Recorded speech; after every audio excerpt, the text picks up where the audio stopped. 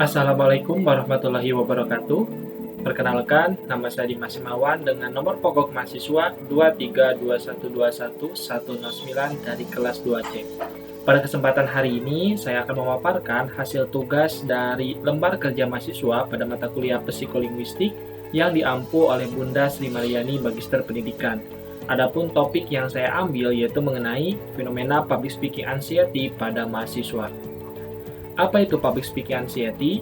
Menurut Mustafa DKK 2024, public speaking anxiety adalah sebuah kondisi psikologi seseorang yang mengalami kecemasan intens ketika berbicara di depan umum.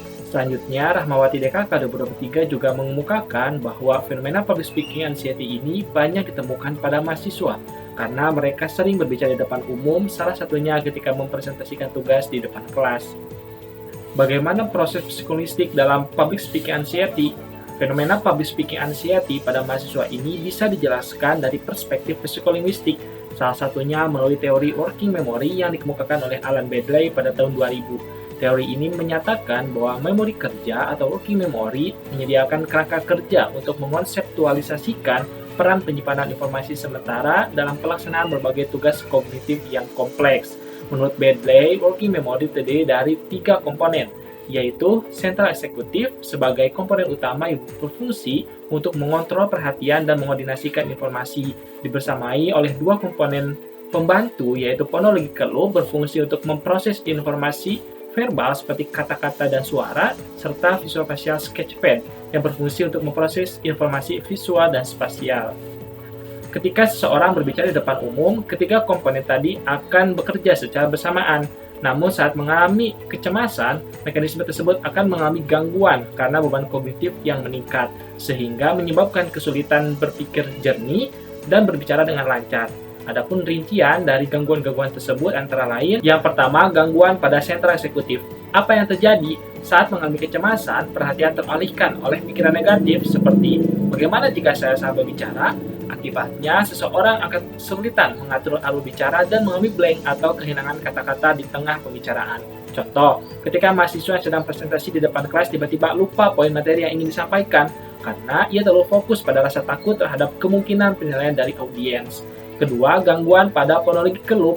Apa yang terjadi? Saat mengalami kecemasan, otak mengalami overload informasi sehingga kesulitan menemukan kata yang tepat atau berbicara dengan lancar. Akibatnya, seseorang akan mengalami gugup, berbicara terlalu cepat, atau mengulang kata-kata yang sama. Contoh, ketika mahasiswa gugup saat presentasi di depan kelas, ia mungkin akan sering mengucapkan itu terjadi karena otak kesulitan mengakses kata yang ingin digunakan. Yang ketiga, gangguan pada visual facial sketchpad.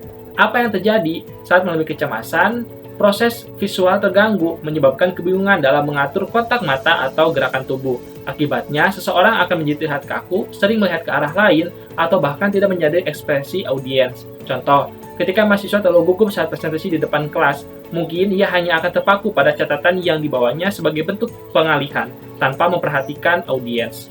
Bagaimana cara mengatasi public speaking anxiety? Hojanto dalam Dewi 2022 telah menawarkan rumus 5P untuk mengatasi public speaking anxiety. Antara lain, yang pertama, penyesuaian diri. Penyesuaian diri ini bisa dilakukan secara fisik dengan melakukan pengecekan langsung ke tempat pembicaraan atau dilakukan secara mental dengan membayangkan diri sedang melakukan pembicaraan di depan audiens. Kedua, pernapasan. Pernapasan ini bisa dilakukan dengan mengendalikan alur pernapasan seperti menarik napas dalam-dalam melalui hidung, kemudian melakukan perlahan melalui mulut. Ketiga, perubahan bahasa tubuh. Perubahan bahasa tubuh ini bisa dilakukan dengan mengubah arah pandangan mata, tersenyum, gerakan tangan, dan berdiri dengan tegak.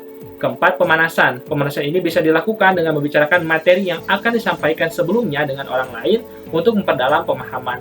Dan kelima, penjangkaran. Penjangkaran ini bisa dilakukan dengan memunculkan emosi yang dibutuhkan untuk membantu menyiapkan kondisi diri pada saat pembicaraan, seperti emosi percaya diri.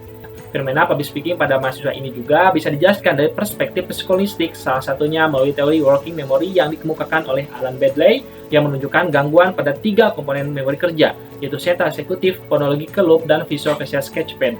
Namun, hal tersebut bisa diatasi, salah satunya dengan menerapkan rumus 5P yang ditawarkan oleh Hojanto, yaitu penyesuaian diri, pernapasan, perubahan bahasa tubuh, pemanasan, dan penjangkaran. Kiranya sekian pemaparan hasil tugas mengenai topik fenomena public speaking anxiety pada mahasiswa. Terima kasih atas perhatiannya. Wassalamualaikum warahmatullahi wabarakatuh.